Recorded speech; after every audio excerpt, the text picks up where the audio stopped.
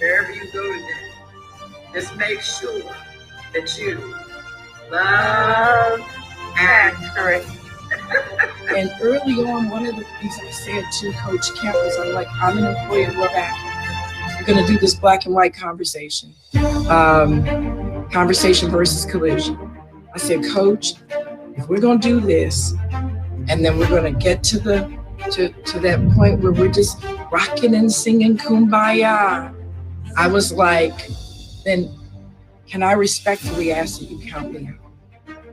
Because one, if this is not a forever challenge or assignment, if this is not something that we're going to do forever, I just don't want to do it. I want to do something that's going to truly make impact. So I think it's important for us to make note of the fact that this is a commitment from Love Akron forever.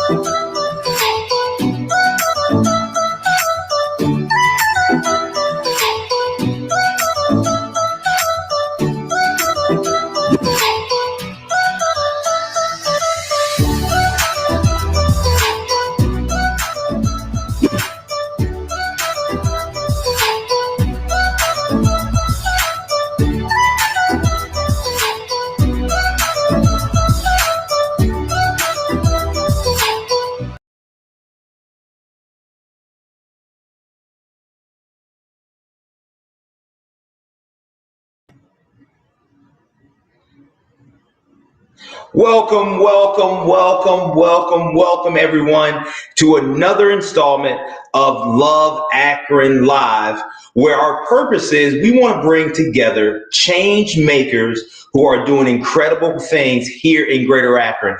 And today's list of guests is no different. And so, man, just so honored to be with you today, and honored that you will invite us into your space, whether you're at work, whether you're at home. Just thank you so much for tuning in with us as we continue to build a platform and not a pedestal, so that we can stand on it with others and others can stand on it with us as we continue to do all that we can do to love Akron. And so today, man, we have an awesome list of guests today, and we're going to be talking about something that's really, really great. And so as you're out there watching, just send me something in the chat saying, hey, how you doing, Love Akron? Hey, Coach Kim, man, I'm watching or listening from this place across Greater Akron. And also let me know, because this is around lunchtime, just let me know what you're having for lunch. Let me know if you even had lunch already. So just please reach out to us in our chat. Let us know where you're at and what's going on, and just say hi to everybody else that is engaging with us right now through this episode. So today, man, we're going to bring about a really empowering and impressive and impactful show to you today. We're going to be talking about Black-Jewish relations, right? Like, whoa, where are we going here, Coach Kemp? Well, where we're going is going to a place to where, man, with everything that's been going on and happening, we're going to talk today about, man, two different groups of people, but also congregations, how they said, hey, listen, we don't want to just sit on the sidelines and watch all these things that are going on, but what can we do within the spheres of our influence to help to push the ball down the field? So you know you're just going to get kind of that coach talk or coach speak. So I got plenty more where that comes from. But hey, enough of me talking. Let's start to bring in our guests. And the first guest that I want to introduce is a really dear friend of mine. We have grown a friendship, man, over the past, I would say 8 to 10 months. And that's my friend, Kathy Baird. Now, Kathy Baird is a community strategist. Now, I'm not calling her a community activist. She's a community strategist because, man, we're gonna lean into some questions with her about, man, what strategy she took to really start to pull off the Black-Jewish relations program. Our next guest that's going to be with us is going to be Dr. Jennifer Ross. She is the Director of Diversity and Strategy over at Akron Urban League. How you doing, Jennifer? How you doing, Kathy? Thanks for being with us today. Hello, how are you? Doing well, doing well. And so ladies first. So I got to bring on the ladies first. Now I'm going to bring on our gentlemen. And our first gentleman I'm going to bring on is Rabbi Brown from Temple, Israel. Thank you so much, Rabbi Josh Brown, for being with us today. How you doing? I'm great. I'm honored to be here. Thanks for inviting me. Oh, man, no problem. And last but not least is Pastor Darren Brake, who's the associate pastor over at House of the Lord. Pastor Darren, thanks for being with us today. Thank you. I'm glad to be here. It's an honor. Awesome, awesome, awesome. We're just going to have some really candid, fun, and impactful discussion today. So thank you so much for being on. And thank you for, man, as we say here at Love Akron, thank you for being hot today. Right? And when we talk about hot at Love Akron, we don't mean the temperature or even, man, how someone looks, but we mean humble, open, and transparent. And you guys are kind of going to tell us a story about how you've done that. But first, let me start with Kathy. Now, Kathy, we've been brothers and sisters for a long time, just talking and sharing stories. And you contacted me, I want to say maybe it's about 4 or 5 months ago.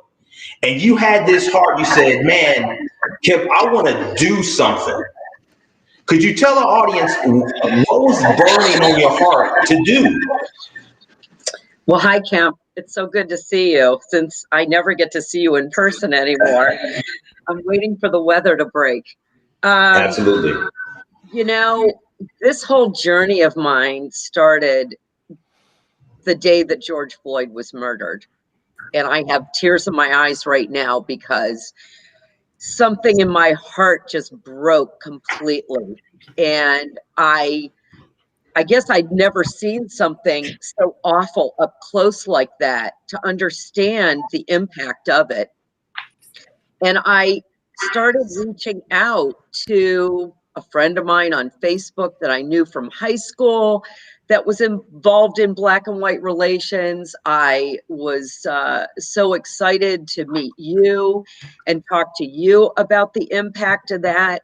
And so the beginning of this journey was on Black and white relations until I was introduced to the film Shared Legacies, that was about Martin Luther King Jr. and Rabbi Heschel and the civil rights movement, and how the Black community and the Jewish community became one in the struggle for civil rights. Man. And our conversations, and let me just tell our audience, Kathy is being very composed right now. Because see, when Kathy called me about this, she wasn't like all just meek and mild like she's just playing right now, but she was like, Kemp, I want to do something. We need to do something, right? And I think that as me and you talk, Kathy, we stayed in that position of doing, but it's like, man, something really took hold where you said, hey, do you know anybody at the house of the Lord? Right? That was kind of the question that came up. And I said, yes, I do. And so Pastor Darren Brake, tell me, man, tell me about your first interaction with Kathy Baer, right? Let me know how that went. Oh, wow. You know, her energy is contagious. You're right. She is being very, very composed now. But really, it was her energy and her passion about what she wanted to do in terms of starting a conversation, starting a dialogue around Black and Jewish relationships. And she actually shared a link or shared some different resources with me. And I saw the Shared Legacy film that she had mentioned earlier. And really, for me, it became something that wasn't in the forefront of my mind, per se, because, you know, the forefront was Black and white relationships. But when she brought this up, it was like, yeah, this is definitely something that I need to be a part of. I often quote Dr. King when he said that I can't be what I ought to be until you are what you ought to be. And, you know, we have to look at it from that kind of a global perspective and be willing to have these conversations anywhere that is possible. Man, that's really great and awesome. And so I get it. We have a Jewish woman. We have an African-American pastor. I would think the next stage would have a rabbi, which makes all the sense in the world to me. But then I'm looking on the screen, I'm seeing Dr. Jennifer Ross from the Akron Urban League. Like, how does all that fit together? Dr. Ross, you got to give us some understanding. How did you get engaged and involved in this? So Kathy reached out to the Urban League, and I think Pastor Brake as well, and they shared with us their vision for this opportunity. So we were certainly excited because the National Urban League had already been doing work with AJC, the American Jewish Committee. And last year, they even designated September 7th to be Black Jewish Relation Week, which is really interesting. And so, you know, during that week, they were looking at how do we pass a No Hate Act, right? Which really focused on national opposition to hate assaults and threats to Equality Act. So it was a natural pairing to us because we're like, this aligns with our national initiative. And we would certainly like to look at Black and Jewish relationships locally as well. So when we watched the video, we were so like, this is amazing. And this is work that we should be on the ground supporting our Jewish community with as well. And that's just what we do at the Urban League. We work within our community to, you know, build others and build ourselves. Man, that's awesome. And Dr. Ross, if you can give me the dates of that week that you talked about, because I want to make sure that we put that on the screen so people are aware of those dates. That it's Black and Jewish, is it week? Black Jewish Relation Week was September 7th, 2020 last year, whenever they came together. And so definitely, so hopefully there'll be more stuff happening moving forward. Awesome. Before I get to Rabbi Brown, I want to say that back on January the 18th, Akron Urban League had a great breakfast that morning in honor of Reverend Dr. Martin Luther King. And the theme of it was a coalition of conscience. Man, I love that. And that comes straight from the documentary Shared Legacy. So we're going to get into that. But Rabbi Brown, you got to tell me something, man. Like, you've known Kathy probably more than anybody right now that's on this screen. So when Kathy comes, you say, hey, Rabbi Brown, I want to do this. Please tell me your first reaction. Was it to run out of the office or to run her out of the office? Or was it say, okay, let's do this? I'll tell you, I think anybody who knows Kathy knows that she can get things done. But I believe my first response was, Kathy, this isn't going to work unless you've got serious partners. This is not the sort of thing that works with one passionate person. And to her credit, she was willing to go knock on doors and find the people who had the energy and the passion and the time to commit to this endeavor and to make this happen together. Because she gets the award for being the person who knocked on the doors, but it doesn't happen unless other people answer the call. And I think that's exactly what you just uncovered by asking everybody questions. Is this is the group that said, look, I'm in for this, and I'll commit to meetings and emails and getting my community together and making sure people show up. And that's what it takes. Not one person won't make it work. It's got to be a team.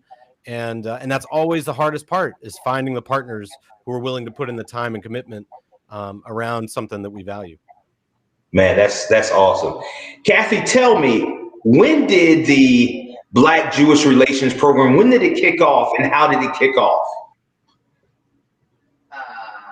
Okay, we've been planning this for a number of months. And actually, when I saw the interview that the National Urban League and the AJC produced for Black Unity Week, and I saw an interview with Rabbi Bookdahl from the Central Synagogue in New York and this Bishop Ulmer out of California, and they talked about the Black-Jewish relations. I knew that that's what I wanted the focus to be. I had already talked to Rabbi Brown about doing a black and white program, similar to, Kemp, what you're doing with Love Akron, with your connection versus collision. And then all of a sudden I realized this strong relationship. And that's when since the AJC and the Urban League were involved nationally, I reached out to the Akron Urban League. I reached out to the AJC in Cleveland and pulled them together. Lisi Shapiro, who will be on our program tomorrow night, introduced me to the film Shared Legacies, and that's where it all kind of came together. And we decided, since we're virtual, we would do 3 Zoom sessions, which will kick off tomorrow night, and then the next 2 Thursdays. And everybody watching, you'll see Coach Kemp next Thursday, the 11th, as he moderates religion's role in Black-Jewish relations. But we really kicked the program off this past Friday night with our Temple Israel Shabbat. And we invited the House of the Lord congregation to be part of it, including Pastor Brake, who shared the sermon with Rabbi Brown. And then all the folks from our 2 congregations were able to watch the film Shared Legacies over this past weekend. And then the program will begin tomorrow night. Whoa, listen. Now, Kathy, now you're my sister, and I love you, but you just kind of ran over this joint sermon by a rabbi and a Christian pastor. Mine is blown. I don't even know how that happens, right? But I did go back and watch it, and I was inspired, and it did bless me. But going to you, Rabbi Brown, like, how do you even begin to think of doing that? But then also, what's the reaction of your congregation?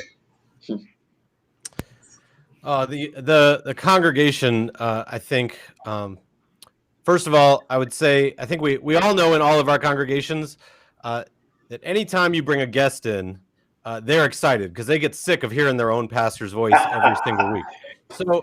So the first thing is they're automatically excited because Pastor Brake is coming in as a guest speaker. But then, the important part is that we're talking about something that is deeply important and deeply challenging to people right now. So this was not an exercise in academics. This was not something that could be done any year. This was the beginning of a discussion that we need to have right now, and that I think people are both thirsty for, to talk about where am I in relation to my Black brothers and sisters, and how do I relate to my Jewish brothers and sisters. I think they're thirsty for it and afraid of it at the same time. Wow. And I think that is, I think that's, I think we're trying to step into that, and be honest about that and say, let's be okay being vulnerable about this moment and learn and know that we don't know the answer yet. And that's scary, but let's also know that we have the courage to take that path together and have the faith that we're going to find out what that answer is for our congregations in this city at this time, because we know this is a problem that we all share. So I think people were, they're always excited to see a new face, and they're always excited when the rabbi stops talking for a little bit and invites somebody else to speak. But I think once they got over that excitement, they said, you know what, this is really important. And this is what I've been waiting for someone to sit me down and talk about. And that's the response that we've gotten so far. Awesome. Now, Pastor Darren, why was this important? Do you feel like it was important for the house of the Lord to engage in this type of a joint venture, if you will, talking about shared legacy and talking about Black-Jewish relations? For a couple of reasons. One, I feel that going back, even just using the term shared legacies, there is a shared legacy that I feel that African Americans need to be more aware of. And then also there's some natural common ground when you talk about certain biblical texts that are important to both faith groups.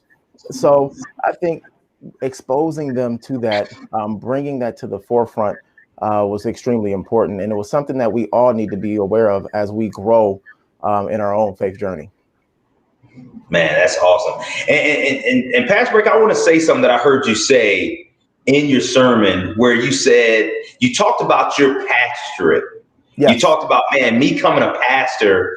I want to make sure that I understand, I realize what this is about, and even the type of legacy that you want to leave as a pastor. Could you just go into that a little bit for us? Yeah, absolutely. When I began pastoring, one of the things that I began thinking about is what is the legacy, that I want to leave behind. Understanding that this privilege that I am afforded with to serve the house of the Lord and the Akron community, it is both given and it's both provisional, meaning that it's a gift, and it's a gift that I will have for a specific period of time. And understanding that, I wanted to come into this looking at how can I finish well. Well, for me, one of the things that would include finishing well is to leave a legacy as being someone or a pastor that was about building bridges between cultures, between communities, and even between congregations.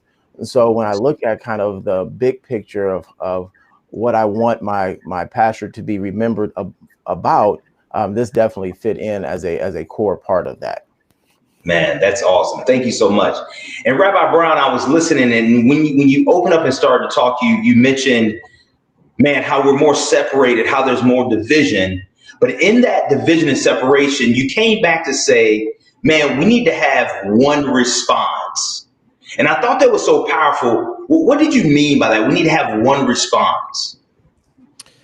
Yeah, when we look back at the images over these last years, some of the scariest images of Charlottesville and the Capitol a few weeks ago, especially when it's white supremacy, white supremacists put the Black community and the Jewish community on the same side of their hate.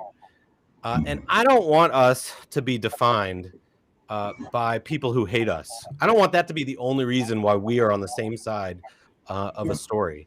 So what does it mean to have one voice and one response together? It's that if I know you and you know me, and you're not just something that's on a hateful poster, and I'm not just something that's on a hateful poster, and I know your story and you know my story, and we're individuals from Akron, then all of a sudden even though our stories might be very different and our pain can be very different, I know you, and actually I'll quote my new friend, Pastor Brake, to be a heart with ears. I love that phrase that he shared.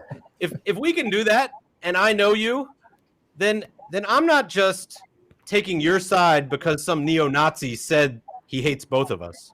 I want to take your side because I love you and I've gotten to know you and you're my friend, and I know your story even if it's different than mine, because we're not all the same, but we can have a shared response. And the truth is, we're weakest when we are divided, and when we only look out for the pain that we experience, and we're strongest when we understand that we're not alone in our pain, even if it's different. And I think we have that opportunity, as we've seen, throughout history.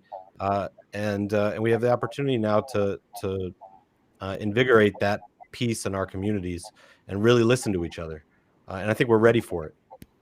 Man, that's awesome. Dr. Ross, I'm gonna come back to you for a second, because when I read your title, you are the Director of Diversity and Strategy. Help me to understand, when we talk about diversity, what are we really saying, but then what do we really want? If that makes sense in the question. Right. So I think when we talk about diversity, we understand the importance of allyship, right? And I think Rabbi Brown said it really well when he talked about when we're separated, we're just not as strong. So I think diversity works well whenever we're inclusive and equitable as well, because diversity alone won't get the job done, right? So we have to think about, and some will even add justice onto that space too. So you hear about these DEI spaces where they talk about diversity, equity, and inclusion, because we know that it's not enough to be diverse and have a group of people from different backgrounds together. We need to also be inclusive to those individuals that we're bringing together. And then we need to think about, what does equity look and sound like? And that's beyond equality, because equity means we're going to pour into those who need more. So it's not always fair, right? And so we need DEI strategies and diversity, equitable, and inclusive and justice strategies when we're talking about creating allyship to bring about change, right? Because we know we're a lot stronger when we're working together. Awesome. And we kind of go the opposite here at Love Akron. So you go the DI, but we say JEDI. We say justice, equitable, diversity, and inclusion. Shout out to Megan Klein and over there, CEO of Red Oak, our partner, because she started a JEDI committee within her organization after attending some of our Black and White conversations. So I really appreciate that. And I think you said something that was so powerful, right? We can't just want diversity for diversity's sake, right? Because tell me if I'm right or wrong here, Dr. Ross, we can have diversity with assimilation, or do we want diversity with accommodation? Right. And I think that's what you're talking about. Exactly. That's awesome. So JEDI, D-E-J, I can't remember all the acronyms. You went backwards, but it's okay. So tell me, Sister Kathy, kind of what's next? What would you hope to see after this month? And let me say this, and I'm sorry, I should have said this at the beginning. Happy Black History Month to everybody, right? We have to be able to acknowledge that. What would you like to see? Something was planted in you, that seed has been watered, you were excited about it.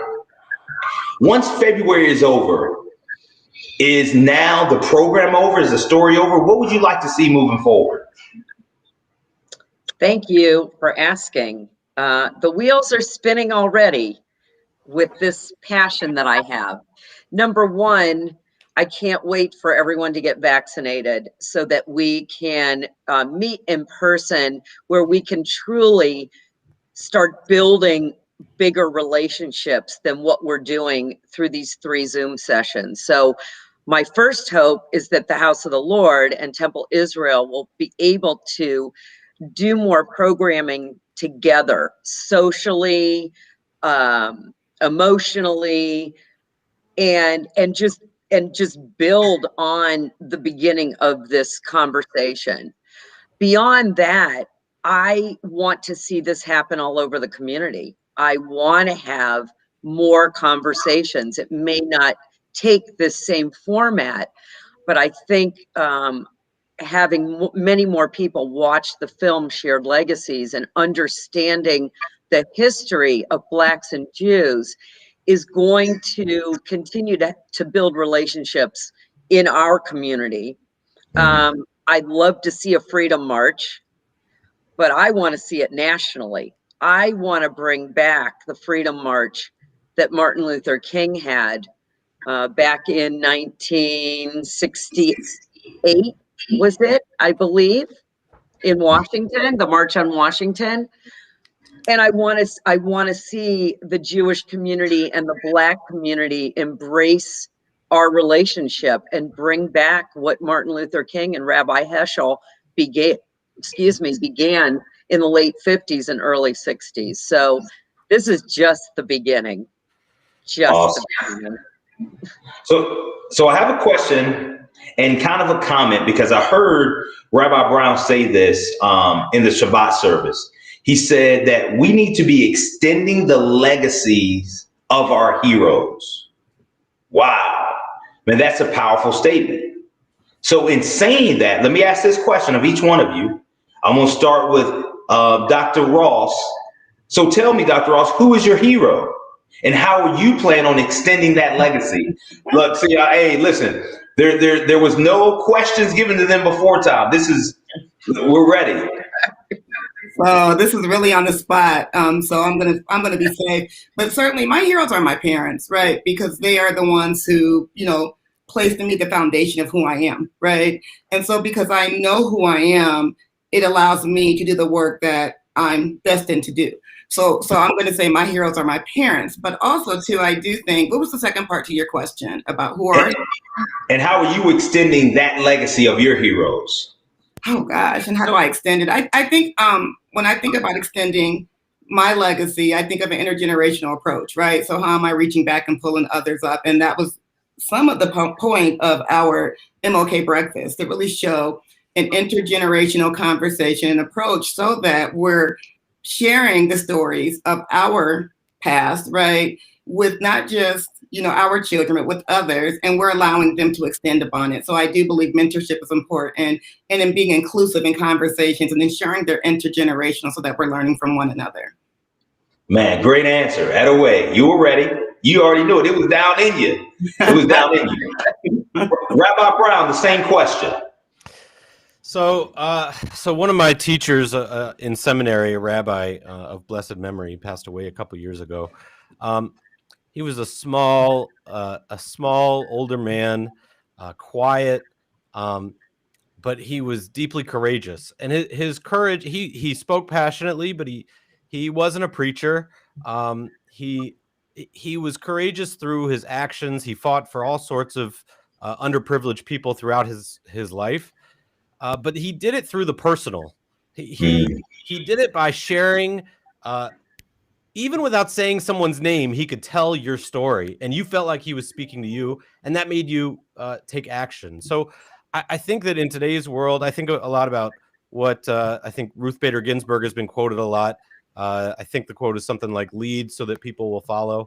Something I might be getting that a little wrong, but the point is I think if we can be courageous in a way that brings people along, I think that now is a time ripe for that. And I think about his style of leadership. It was personal, it was courageous, and it made you want to move with him. And it wasn't based, there was anger there, but it wasn't based on anger alone. Injustice causes anger.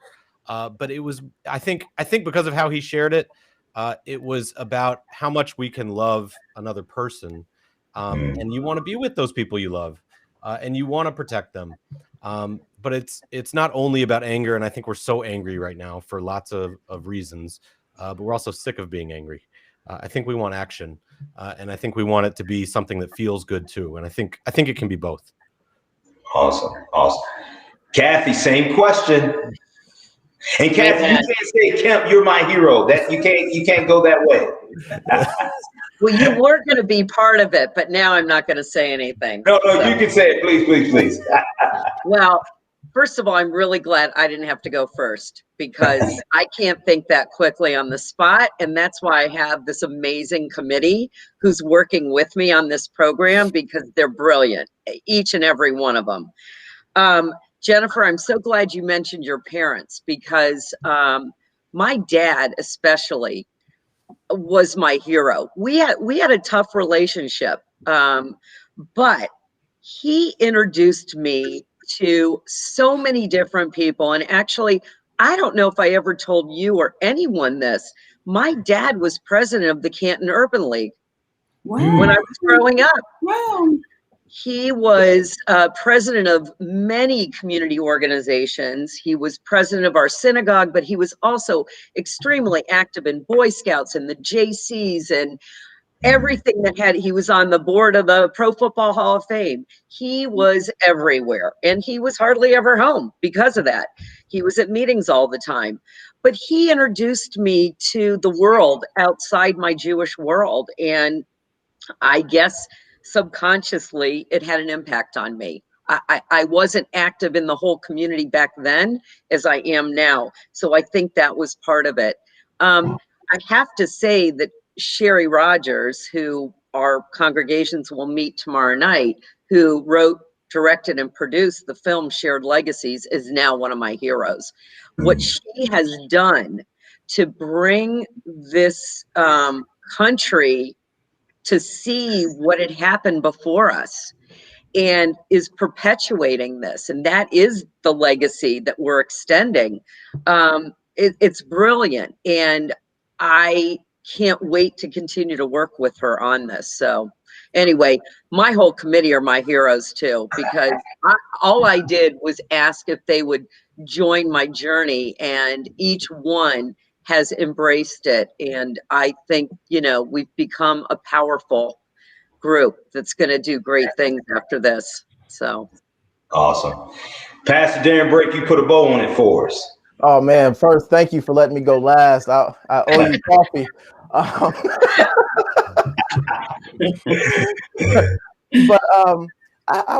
I do want to say my parents, first and foremost, because I grew up in a household that taught me to, one, not to be ashamed, but to embrace my Blackness. But then two, because I'm not ashamed and I'm embracing that then frees me to embrace others. And so I grew up in a home that was very much about reconciliation, about unity, but then it was also very much about knowing your history and embracing what that is. But then, there's a spiritual side to this. So I have to have my natural parents, but then I also have to acknowledge my spiritual father and Bishop Joey Johnson, who then showed me how does that play out in the context of my call and in the context of pastoring, and begin to live in and walk that out in where I am now. So I would have to say both of them. Man, that's awesome. Man. Thank all of you for coming on and for being hot with me and being hot with our audience, being humble, open, and transparent, because in this, we learn a lot about one another. And this is how things are going to get, if you will, healed, reconciled, and have hope. It's about when we take time to really listen, and not just any type of listening, but really listening to understand. So thank you, Rabbi Brown. Thank you, Pastor Darren. Thank you, Dr. Ross. And thank you so much, Sister Kathy, for your time and all the great work that you all are continuing to do to truly love Akron. Thank you so much for being with us today. Thank you. Thanks, Coach. Thanks a lot. Thank you. And so there you have it. Another episode where we're encountering change makers who are really boots on the ground doing the work to really bring about a collective impact so that Greater Akron can thrive. And here's the thing. I don't know what you saw when you looked at that screen. I don't know if you saw a rabbi, African-American pastor, a African-American female, and then a Jewish woman. Okay. Now, we all saw that with our natural eye, but with my spiritual heart and with my spiritual mind, what I saw people who was doing just what Jesus said with just love your neighbor. I saw 4 people on the screen that were sharing a shared experience. And they were also sharing and complimenting one another as they continue the process of learning and knowing one another. I had a fellowship today. I don't like to keep calling things meetings because some things are just not meetings. But I had a fellowship or an encounter with a friend today, Stephanie Johnson over at Rahab. Shout out to Rahab and Suzanne and Greg and all of our partners over there. But she said, Kim, you know something that's interesting about us as people? We want the product without the process. Whew, don't get me to shouting up in here. She said that, man, we want the product without the process. And that makes so much sense because what we want and what we say that we want is love, but we don't want the process all the time of really exposing ourselves and being vulnerable to one another, truly being hot with each other, to really lean into deeper relationship. Something I said a week ago is I said that, man, we have to, as leaders, and we're all leaders, whether you lead in your home, whether you lead in an organization, or whether you lead in your community. As leaders, we must get comfortable in the crucible. And the crucible is a hot place. But in order for us to be purged and to be formed and to be shaped within our leadership, to become better leaders for Greater Akron, we can't avoid the process of the crucible. And so what we're going to learn about ourselves is how do we handle criticism? How do we handle when we're criticized, when we're judged, when people that we are following are resistant to our leadership and to some of the changes or the visions that we want to have? My encouragement to you today is just loving your neighbor is sometimes simply just listening to understand and then engaging with one another outside of race, ethnicity, even religion, even from the sides of town that we are on. And so we say this all the time before we get off. We say, hey, if you don't do nothing else, make sure that you love Akron. Well, here's my call to action to you right now today. Really ask yourself, am I really loving Akron? Am I really doing that with my being? Am I doing it with every fiber of my being? Am I loving Akron? Because if I'm loving my neighbor, if I'm meeting people where they are, regardless of race, color, creed, ethnicity, gender, age, religion, then guess what? You're loving Akron. Thank you so much for being with us in another installment of Love Akron Live. We appreciate your support. Please don't forget to like us on Facebook and to follow us on Facebook, but also on YouTube Live. Please tune into this, share this with friends, loved ones, family. We want this to be all across Greater Akron, all across the state of Ohio, but also we want this to be an encouragement to our world. And so, Love Nation, if you don't do anything else today, make sure that you love Akron. Take care.